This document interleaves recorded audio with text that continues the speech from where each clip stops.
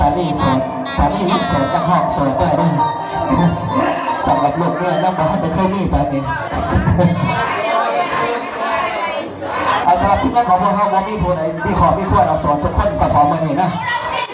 ข้าวเดี๋ยวจะไปฝากตอนไหนเพื่อตัดก็ขอ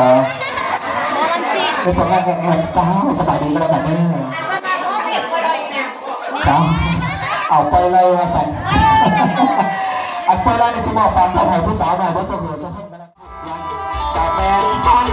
เวลาไปหาสายเธอขอรู้ว่าพี่รักเจ้าอย่างไรเจ้าห่วงใยอยู่ทุกวันเวลา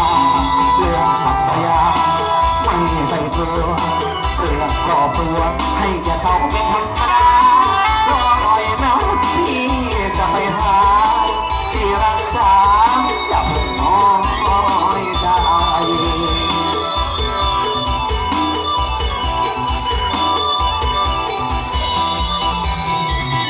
เป็นจังไรพี่นั้นยังไม่จงเป็นจังไรพี่นั้นยังไม่จงบ่เคยปาเคยปล่อยวันจะคอยขอเวลาพี่บังแทนน้องยังเอาไปแล้วเจ้ากันใจสองคนแทนกันมาแล้วแล้วปล่อยนี้อะไรรอ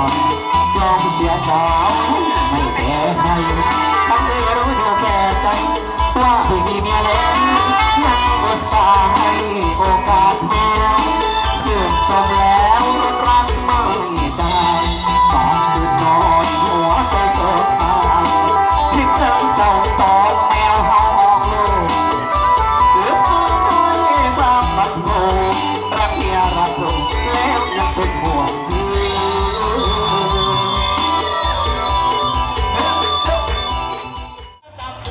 เจ้าเรือจากเรือไกลผู้งาม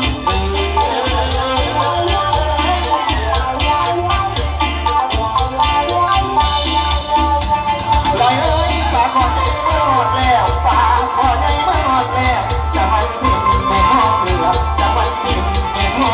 งเรือสงสารมันหัวเอ็นใจ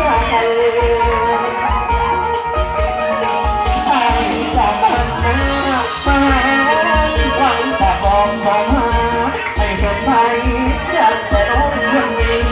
พอเห็นฉันไรจะมีมาเนื้อชมคนมองว่าน้องนี้แต่ว่าไม่เป็นไรไปจะหาเงินแม่มาขอเป็นมาดองเพลงอายุพอจะไปขอไม่ได้ตู้ก็มายอมนอนเยอะไหมตาหวานน้องจงวางนั่งบังหมอลำนั่งบังหมอลำสุปนีมาสั่นตัดใจได้หลายเลยแล้วน้อย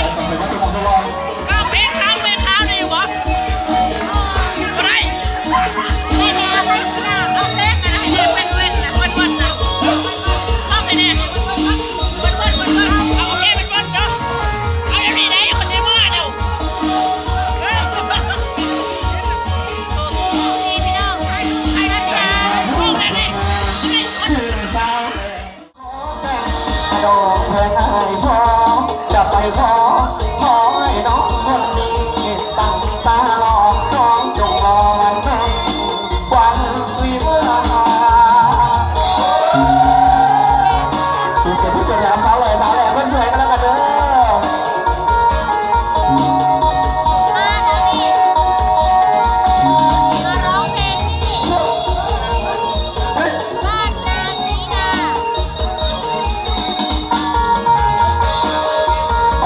ใจละลายแล้วเอาข้อมูลให้แม่ไปเอาข้อมูลใจเราสำหรับแม่เราใจเราสบายนะนั่งแต่เพลงยาวเราไอ้โคแต่เพลงยาวผู้ใดเตะสายคีย์บอร์ดใคร